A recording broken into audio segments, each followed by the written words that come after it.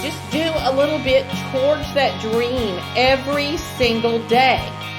And I don't know of anyone that gets anything right the very first time. That is absolutely how we're going to win at the head game. Hi everyone, I'm Crystal McDaniel, and this is The Naked Singer. This is the month of April, and we are still on the subject matter of head games. So this is our second part of the series of head games. So we want to continue on in the discussion of that. What I mean by head games is when we get into our heads and we get into that mind trap of listening to the narrative, the negative narrative that goes on in our minds that hold us back from achieving the goals that we want to achieve. So we're going to discuss that today and a little further.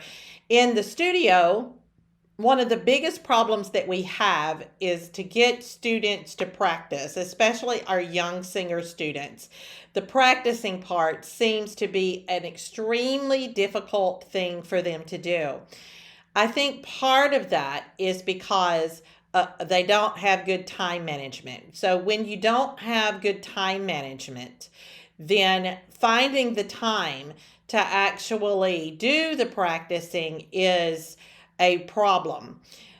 Going to school, homework, after school activities, those all get in the way. But then we have these students that come in and say, I really love singing and this is what I want to do with my life. But then they don't set aside the time to figure out how they are going to be able to do that in their life. And some of that comes in that time management.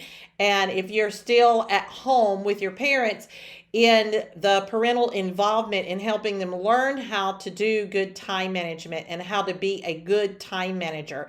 So the first thing I would recommend for a young singer to have, or any singer for that matter, I would recommend that you have a really good day planner so that you can write down the things that you need to do, the assignments that you have at school, the after school activities, all of those things so that you can see where you can carve out the time to practice.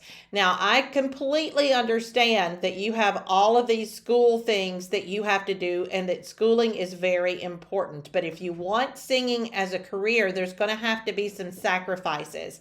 And everybody knows that a musician has to sacrifice. When we look at our schedules, we have to go, okay, I may have dance here or I may have soccer here, but this is where I can put in about 30 minutes worth of practice. Even 30 minutes of practice every day, though not the optimum, is going to still propel you towards the goal that you have.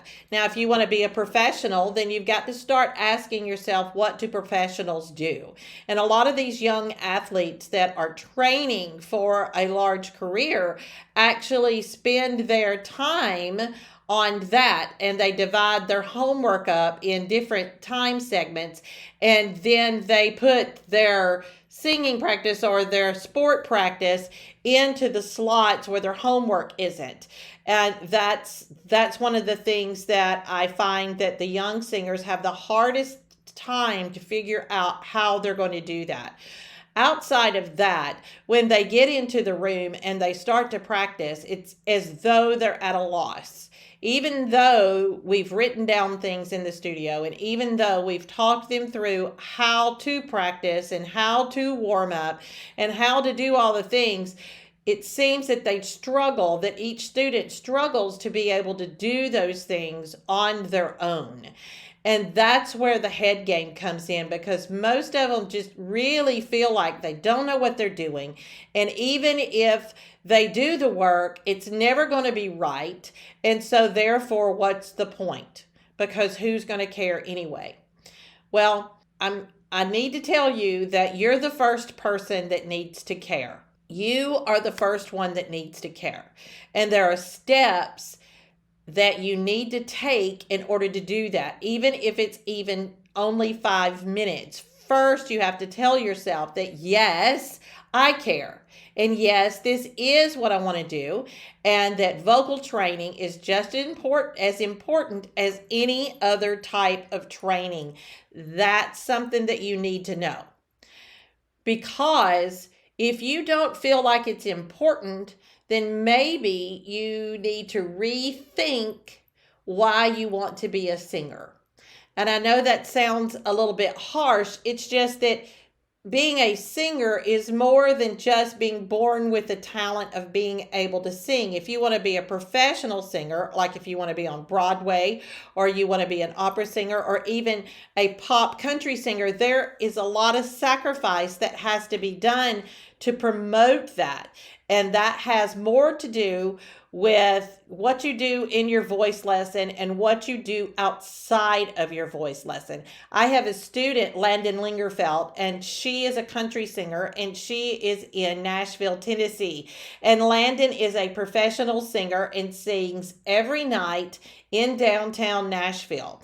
And she sings these super long sets, like 4 hours long. And she's been doing that since she was 14 years old. Now we're in North Carolina, and her parents literally homeschooled her and took her all the way over there and chaperoned her in that scene so that she could work on her career. And then she would do her voice lessons when she was back in town, and they went back and forth for many years until she was able and old enough to live on her own. And she sacrificed. That was the sacrifice they made because she genuinely wanted to be a singer. And that is what a singer does. If you want to be a singer, you've got to start doing those particular things. If you want to be an athlete, you've got to do the things that athletes are going to do. After school practices happen a lot. And so you've got football practice after school, and then they have to do weight training, or the same thing with soccer or baseball. And the thing is, when you're a singer, if you want to be a solo performer, then that same effort that you would put into that sport every day has to be put into your singing. You've got to start figuring out how to make great videos. You've got to start figuring out where places are that you can go out and start singing. Today in my little town, they're doing a festival and they've got bands lined up all day long. That's an example of places that you can start singing. That's an example of places that have live music. There are a lot of places that have restaurants and the like that have live music. And if you want to start getting good, you've got to get yourself out there. Coffee shops are a good place also. But you've got to start practicing and putting yourself in front of a live audience. That's one of the things that you need to do. You need to know about lighting. You need to know about recording. You need to know what sounds good and what doesn't sound good. You need to think about your look and the brand that you want to do. And all of these things go into becoming a professional singer. And that starts the moment that the singer or the individual realizes that they want to be a singer. But I need to tell you the truth. You can't go home and be in a voice lesson and not practice the things that you are given, because those are your tools to take out into the public and make yourself better and better and better and better all the time. I promise you, professional tennis players would never leave their tennis shoes, their racket, and their tennis balls at home. Plus their water bottles and whatever else they need. They don't do that. They take those things with them. They learn how to use them. They get out on that court and they hit thousands upon thousands upon thousands of balls. And that's what you have to do as a singer. You have to work on opening that throat. You have to work on breathing. You have to work on that low connectivity. And that happens every single day, over and over and over again. And if you're not doing those things, you got to ask yourself why. Why don't you think that it's going to be worth your own effort? Why don't you think that it's going to make a difference in your singing? Why would you come to your lesson having not prepared? Because all you're doing is keeping yourself back, holding yourself back from being able to achieve what you say that you want. And then after a while, you end up discouraging yourself and say, well, I guess I need to do something else because obviously I really don't want this. And then when you get into your 30s, you find out actually you really did, and you just walked away. And nobody needs to live in regret that way. Nobody does. So that starts with the way we think about ourselves and think about our mind. And I think that also goes into something that I mentioned on the last podcast on understanding what you truly believe about yourself. If you have this desire to do something like sing or be a sports person or, whatever, some sort of entrepreneur where you're having to run your own business and put yourself out there on the line for others to choose to pay to have you come and do what you do for them, you've got to actually understand that you believe that that's what you're supposed to be doing. You've got to know what you believe about yourself. You've got to know that you believe that you're intelligent. You've got to know that you believe you're talented. You've got to know that you believe you were giving those gifts in order to fulfill your purpose here on this planet. And that is very important for you to understand about yourself. So you've got to ask yourself that, what do I believe? And more times than not in the studio, I hear students say, well, I just don't feel like I believe in myself. I just don't feel like I believe in myself. And I wonder, where does that come from and why? And I know that most of them are young and they're trying to figure out their lives. However, I think that somewhere along the line, they've started to believe the lie that, they're not good enough, or that they're from a small place and so therefore that's going to make it harder, or I don't have enough money, or I don't look like this person, or I don't sound like this person. Somehow the different critical voices that they've heard from the outside, they take stock in that and they actually take that into themselves. When in the end, none of that was true. That was just somebody's opinion. It's what you believe about yourself that actually matters. It's what God says about you and what you believe about yourself that actually matters. And we need to put that thought process forward before we put the opinions of others in there. I don't take other people's opinions about what I feel like I really need to be doing. If I feel strongly about something, I'll share what I'm going to do with somebody else.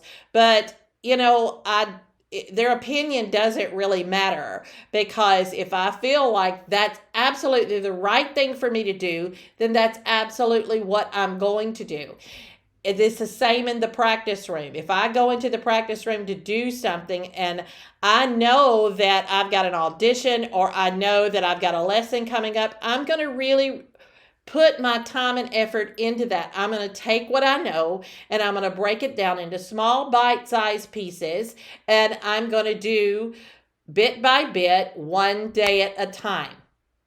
I'm going to organize my music that way. So I'm doing it a little bit at a time, so I'm not overwhelmed by the whole mountain of music that I've got to take in.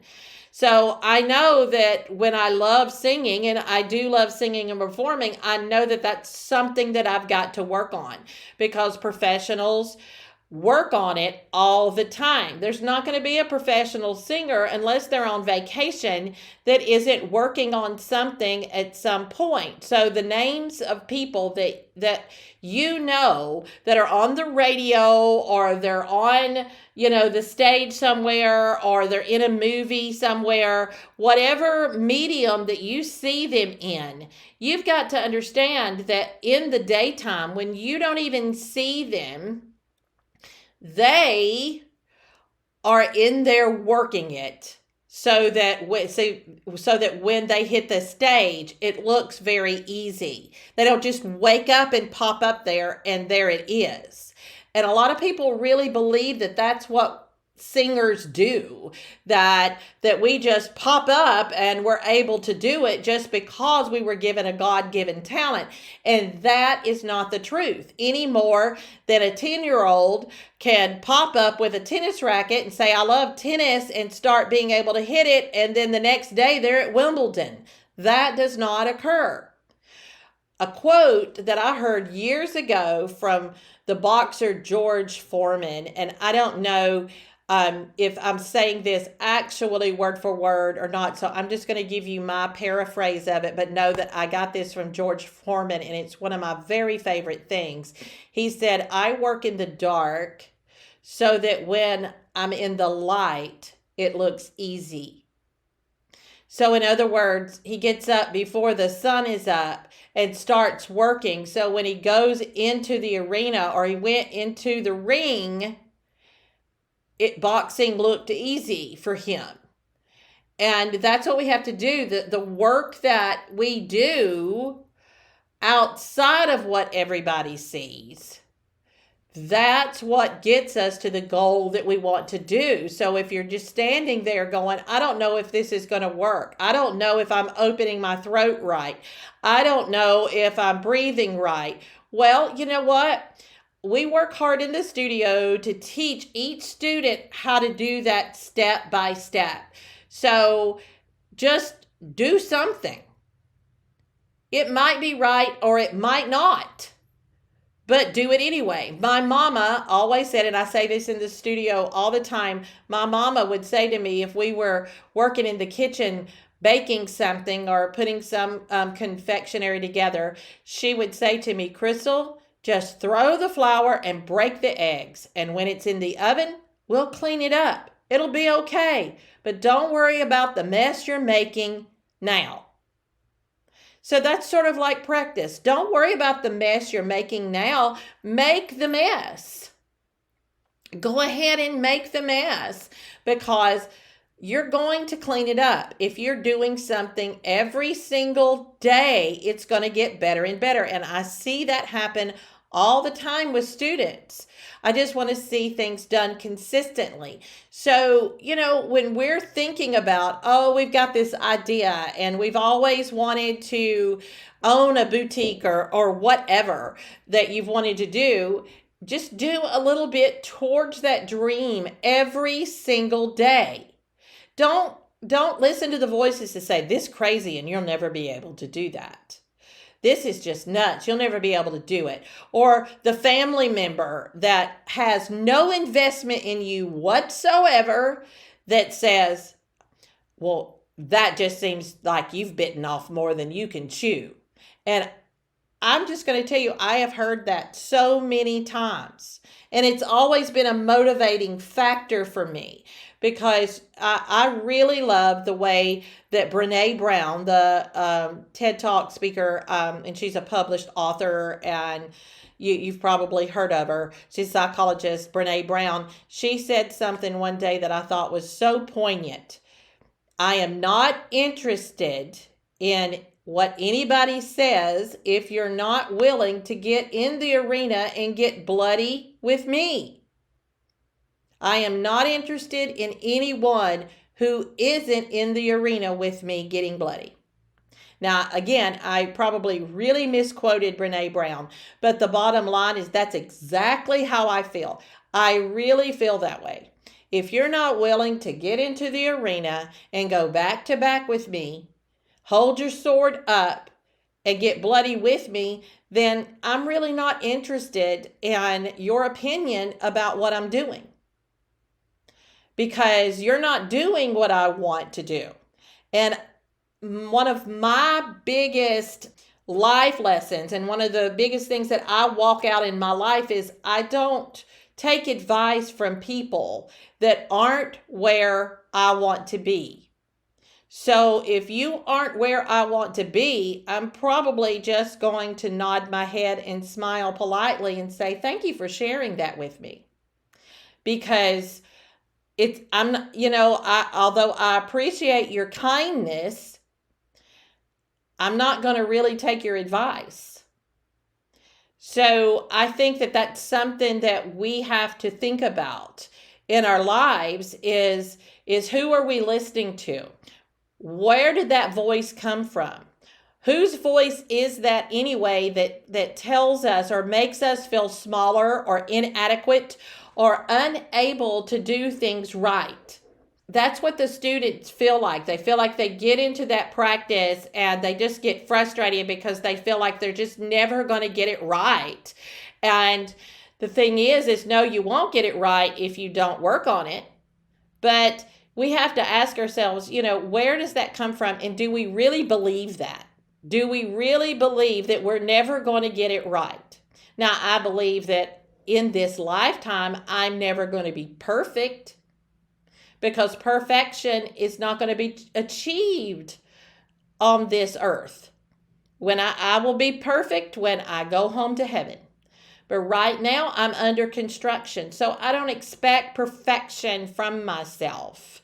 I just expect for me to put effort towards it. But can I get things right? Yes, I absolutely can get things right. And I work hard to use wisdom and to practice and to get things better. I know when I started this podcast a few weeks ago, I'm better today at it than I was a few weeks ago. And I'm very glad about that. That makes me feel really good.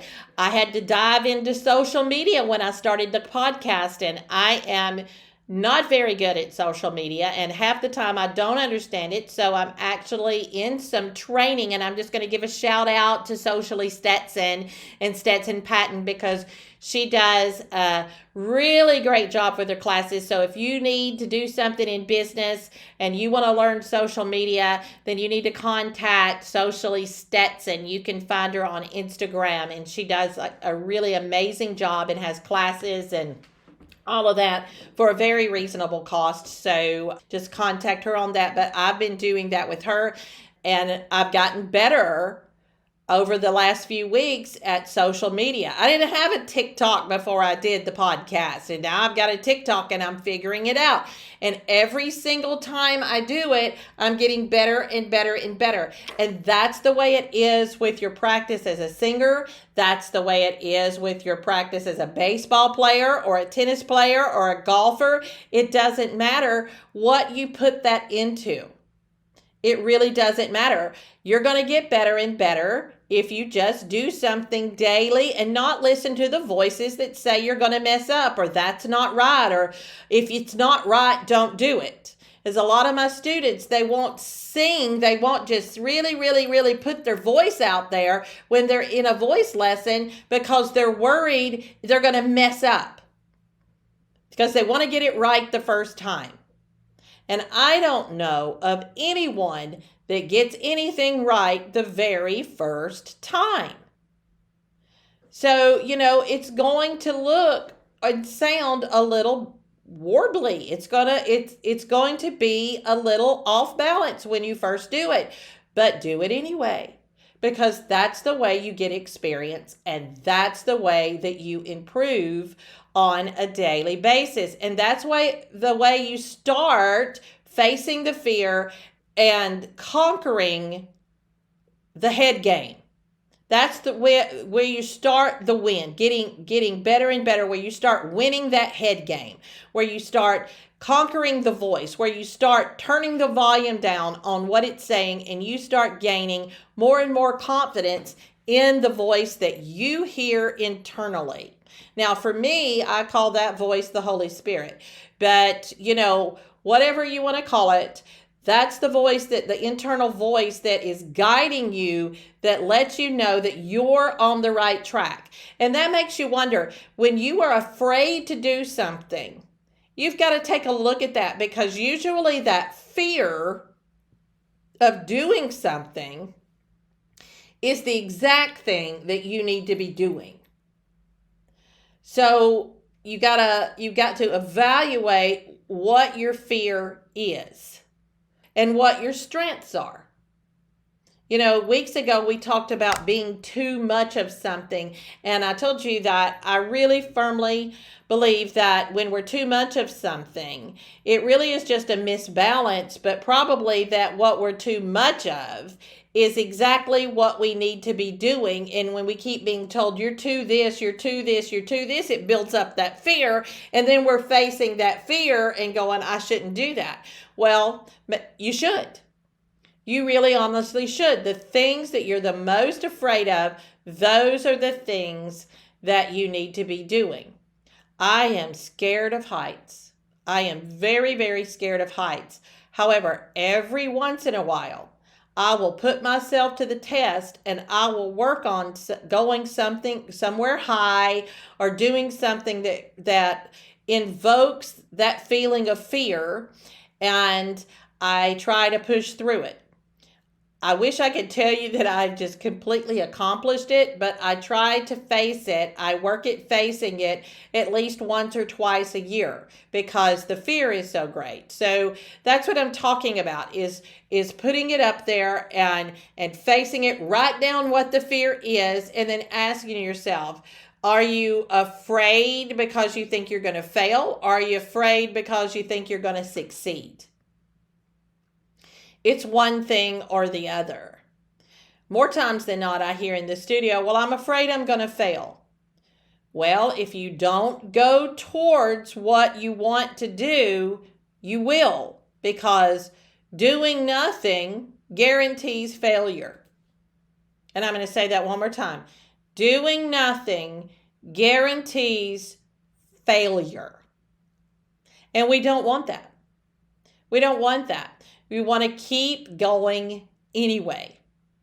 I don't want to know that I did not put my best foot forward and really work on getting this podcast going and really work on making a difference with somebody, even if it's only one or two people, in moving forward and knowing that the things that I've learned and the things that I observe and the things I help people with actually can help someone else outside of the studio. And that's one of the things that I had to contemplate. And then finally one day I just went, oh, Crystal, just do it. And so I did it. And I actually love podcasting. So this is just a natural progression of things for me. And I think that when you look at things from that particular perspective and you really face it and you write it down and you see what the real problems are, you'll find that they're actually problems that you can, and just challenges that you can take care of. But if we make it this monumental thing like Mount Everest, then we get overwhelmed by it. However, think about it. Even Mount Everest has had people climb to the top. So if there have been people to actually achieve going all the way to the top of Mount Everest, then you can actually achieve what you dream about doing by turning down the volume of those voices in your head. So let's talk about that for a second. I talked about what you believe about yourself, and that's one of the things that you have to really think about is what you believe truly in your gut about yourself. And I want you to know that once you decide this is what I believe, you need to write that down.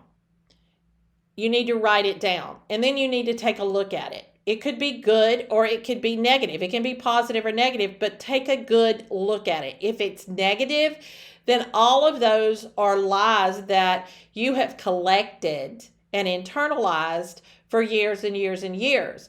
And then it's time for you to start deciding what type of person that you want to be, because everyone is valuable. And everyone is worth that effort.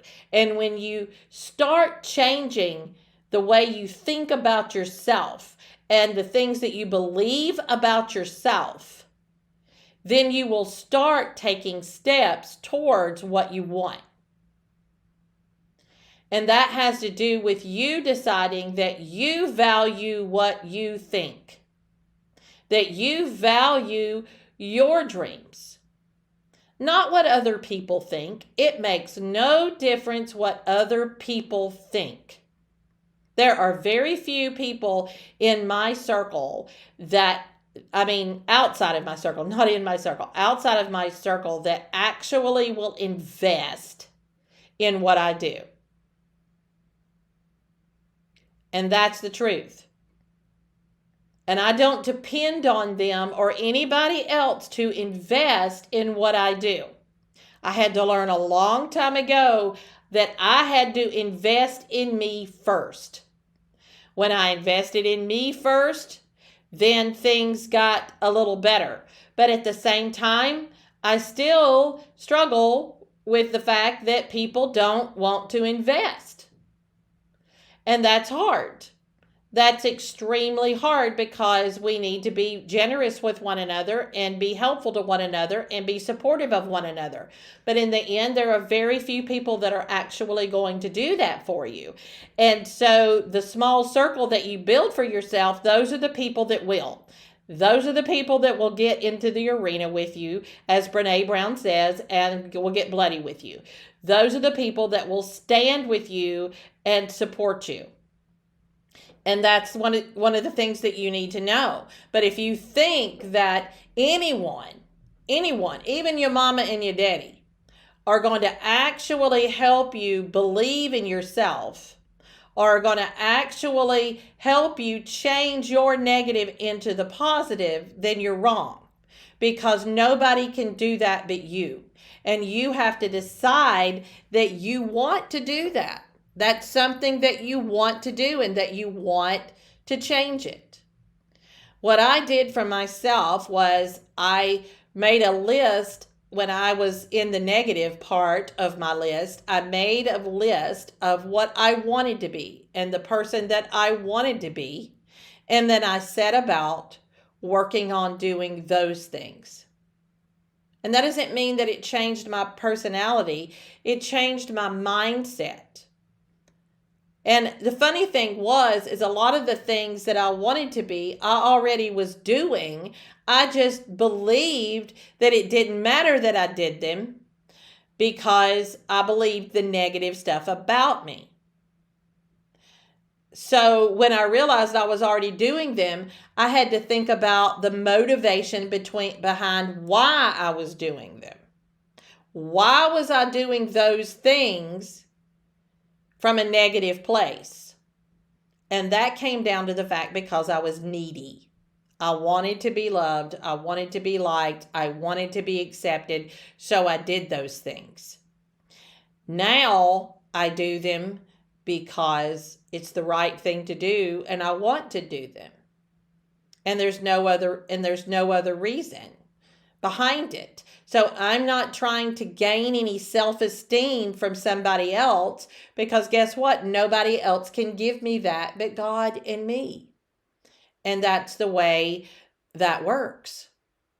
So when I get up now, the things that I tell myself are you're loving, you're kind, you help others, you want to lift others up, you love to encourage people, and those things really feed me.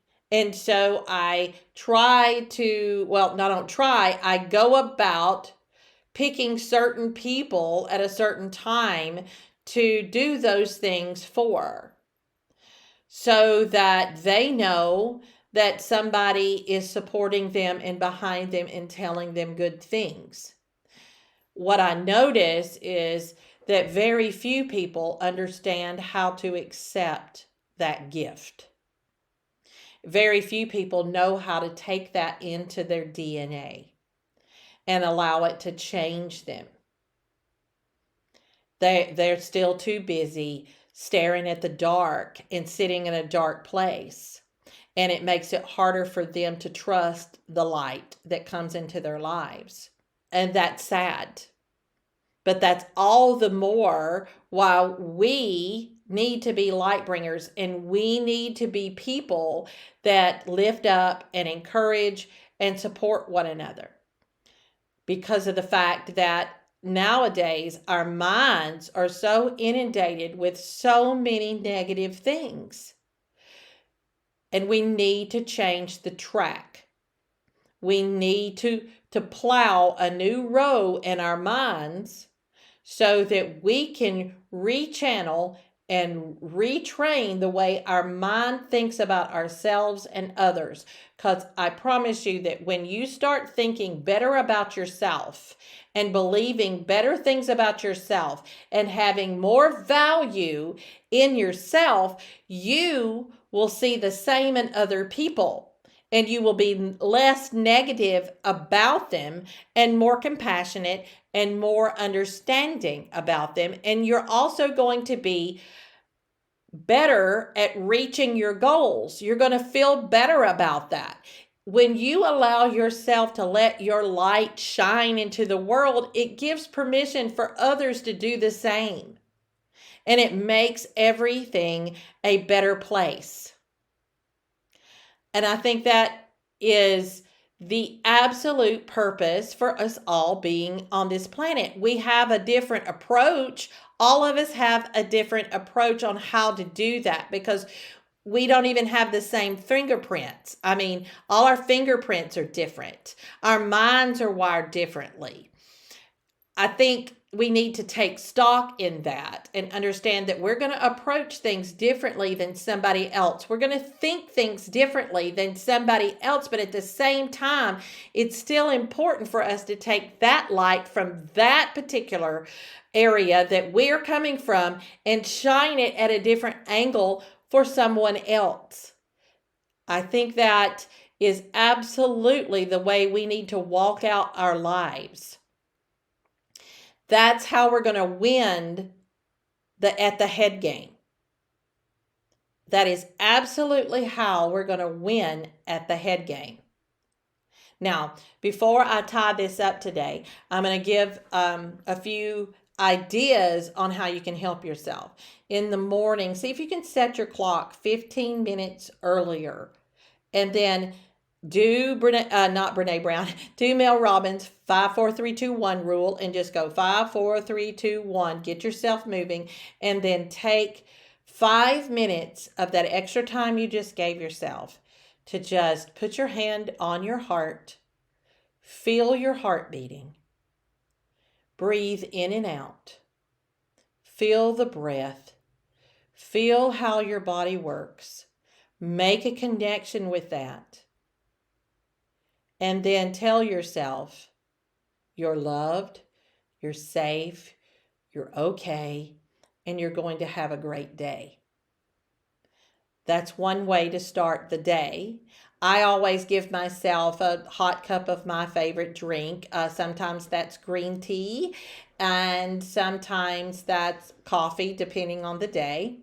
And then I start going about, reading scripture and filling my mind with good things. I start reading books. I have audiobooks, and I start reading my audiobooks, and I start getting my mind set on something positive that will keep me moving forward. So those are all things that we can do for ourselves that will help us get better at being and living in our day.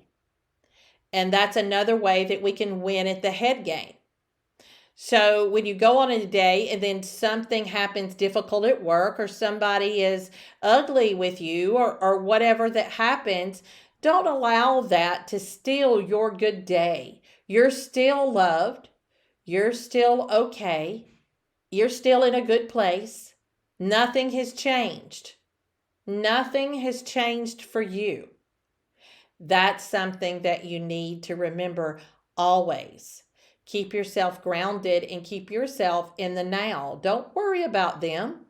They have to deal with their own issues. And don't take it into yourself because of the fact that it doesn't have anything to do with you, and the fact that you are turning to do something good for yourself and you want to shine a light. because you're going to learn to believe something different than you have believed about yourself.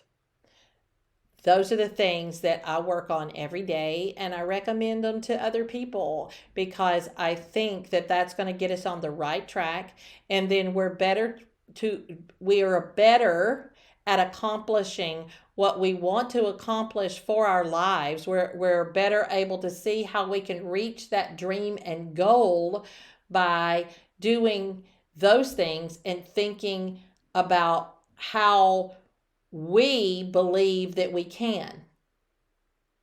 And when we start taking those steps, other people tend to follow us. And that's a great thing to see too. Okay, I'm going to tie this up for today. Remember that the Naked Singer podcast it drops every Monday. And I'm very excited right now to announce that we are now on all the networks, all your favorite networks, because we were just approved by iTunes. Yay! So since we were approved by iTunes, you can find us on all the big networks that you like to listen to. So you can go to any of them. We have it out every single Monday. Don't forget to share and follow and comment and like The Naked Singer. You can also follow me on Instagram at Naked Singer Blog and on TikTok at The Naked Singer. So until next week, I'm Crystal McDaniel, and this is The Naked Singer.